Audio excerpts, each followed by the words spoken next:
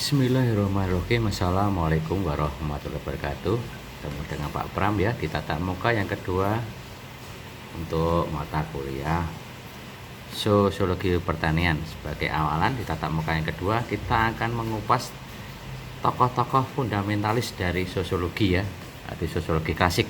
Itu tokohnya apa saja? Akan kita lihat di slide yang kedua.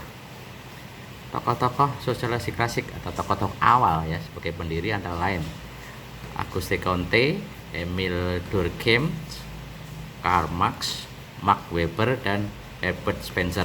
Ada 5 tokoh klasik yang saya angkat untuk fundamental pemikiran sosiologi secara umum. Kita awali dari Comte atau Auguste Comte ya. Comte lahir di suatu negara yang luar biasa hebat.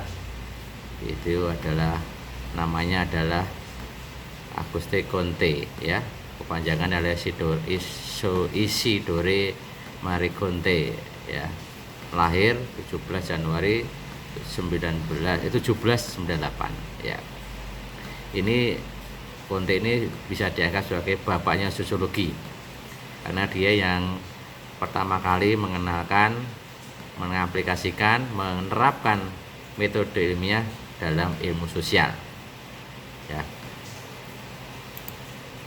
Nah, ini salah satu cerita bahwa Comte mengetahui apa yang harus dilakukan selanjutnya, meneliti tentang bagaimana filosofi positivisme.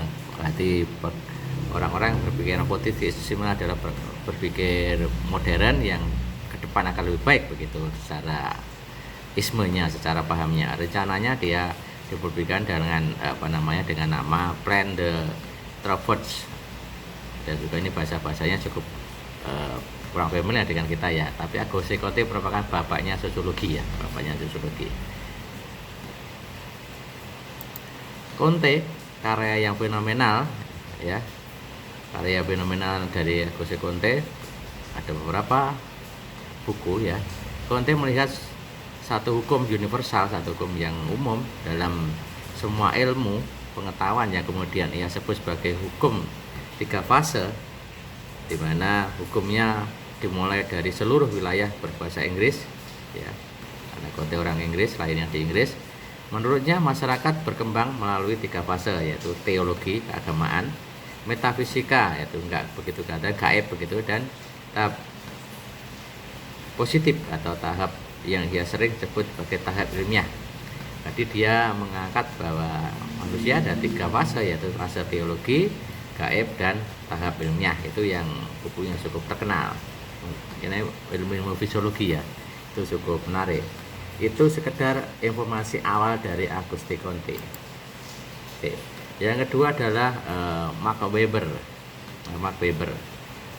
Lahir di Jerman ya, tanggal 21 April 1864 ya. Umurnya adalah 56 tahun, dia sudah wafat ya. Dia seorang ahli ekonomi politik dan sosiologi ya, dan juga salah satu pendiri satu ilmu, yaitu ilmu sosiologi dan administrasi negara modern tentunya ya.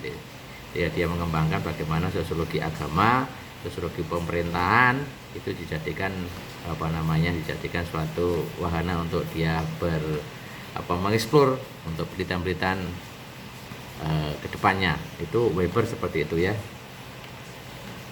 Weber berpendapat bahwa agama adalah salah satu alasan utama bagi perkembangan yang berbeda antara budaya barat dan budaya timur ya.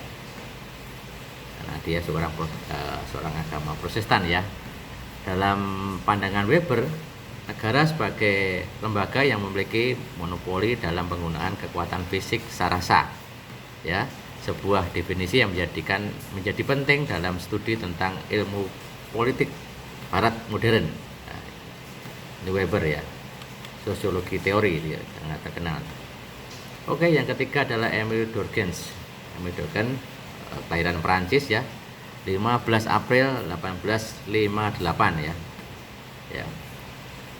Dia berusaha mendapatkan pendidikan ilmiah yang akhirnya dia sumbangkan untuk prinsip-prinsip moral dalam kehidupan masyarakat.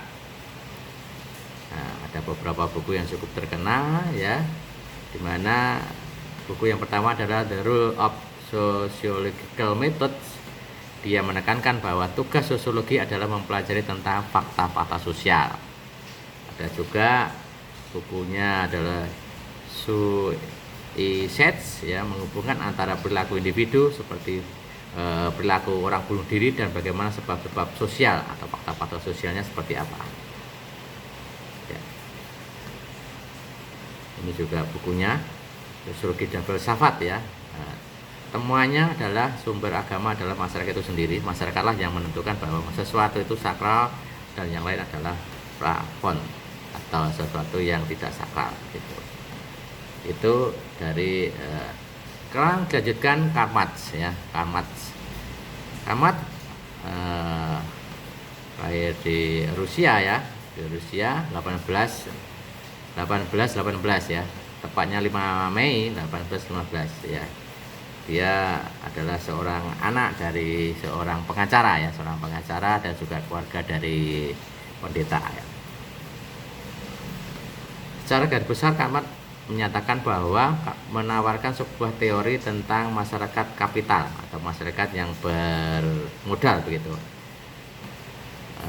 Alirannya ini adalah aliran Marxis ya, aliran Marxis salah satunya ya, bahwa manusia pada dasarnya adalah produktif. Artinya untuk bertahan hidup manusia harus bekerja. Dengan siapa? Tentunya dengan alam pada saat itu. Ya. Dorongan alamiah inilah yang bisa diwujudkan bersama-sama dengan orang lain. Karena itu sifat manusia sebagai makhluk sosial, ya, makhluk sosial. Melalui perjalanan sejarah, proses alamiah dihancurkan oleh struktur masyarakat kapital. Dan Marx berpikir juga tentang dampak kapital terhadap kontradiksi dan konflik. Itu sebabnya menawarkan masyarakat tanpa kelas atau tanpa sosiologi atau tanpa klaster begitu atau tanpa stratifikasi. Oke, yang terakhir adalah yang Herbert Spencer yang kelima. Itu lahir di Inggris ya, 27 April 1820 ya.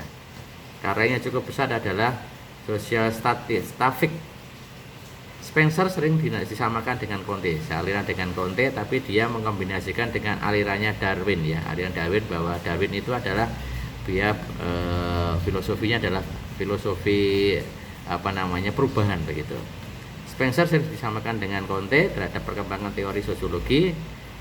Ciri khas dari Spencer adalah seorang Darwinis sosial atau evolusi sosial.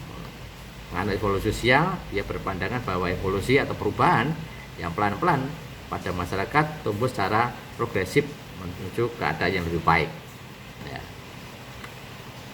Nah, Spencer menawarkan teori evolusi dari masyarakat militan ke masyarakat industri. Ya, pada awalnya masyarakat memiliki struktur guna melakukan peran yang lebih baik. Ya, makanya masyarakat itu ada yang bersifat defensif, ada yang bersifat ofensif, ada yang bersifat karakter yang berbeda. Masyarakat itu sendiri mampu menyesuaikan diri kalau pengen bertahan hidup. Kalau nggak bertahan hidup ya dia ya akan musnah. Itu teorinya Spencer yang cukup terkenal adalah teori evolusioner ya. Dia mengambil juga teori sosiologi tapi digabungkan dengan teori evolusioner dari Darwin. Thank you. Ini sekedar informasi secara singkat bagaimana tokoh-tokoh dunia sosiologi klasik. Semoga yang sedikit ini bermanfaat. Terima kasih. Assalamualaikum warahmatullahi wabarakatuh.